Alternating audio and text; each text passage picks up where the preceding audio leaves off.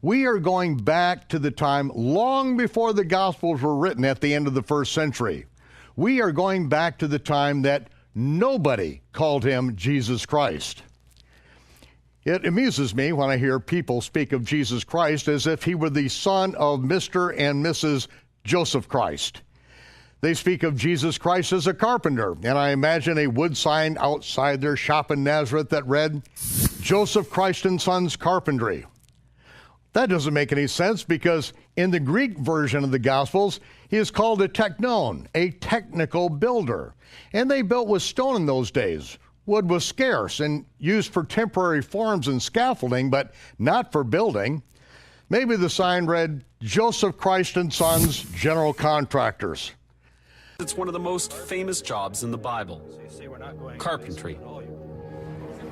We've all been told that when Jesus wasn't overturning tables, he was making them. Now, some carpenters' tools haven't changed in 2,000 years, but some have. What's this tool for? Drill. A drill. It's nothing like my drill. Well, how do you use it? Like that. Oh, really? Can I try? Yeah. That is really tricky. Now I know where they invented power tools. Yeah. This is hard.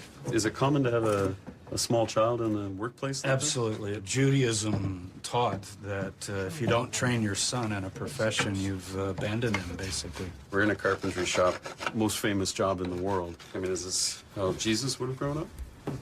Yeah, I think that's the image people have. It's certainly in the movies and the books. We've been studying the terms that are used, and Jesus is called a carpenter in English, but Right. of course it wasn't written in English, written in Greek. Right. But the word actually is tekton, Which and it means? means sort of artisan or a builder, like a stonemason, which really doesn't fit woodworking as much. Right. So it could be any kind of builder. You notice there's not a lot of wood in a home, Right. but more stone. Lots of stuff.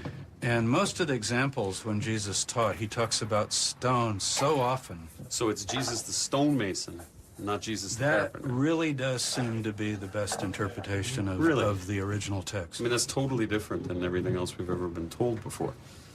Yeah, I think the carpenter idea is romantic in a certain way. A better image is getting up at 3 in the morning and heading off to Cephas nearby for hard labor at 4 or 5 in the morning, coming back near dark. Stone was the most important building material in biblical times, and easy to get from the rocky terrain. So Jesus the stonemason may have worked right here.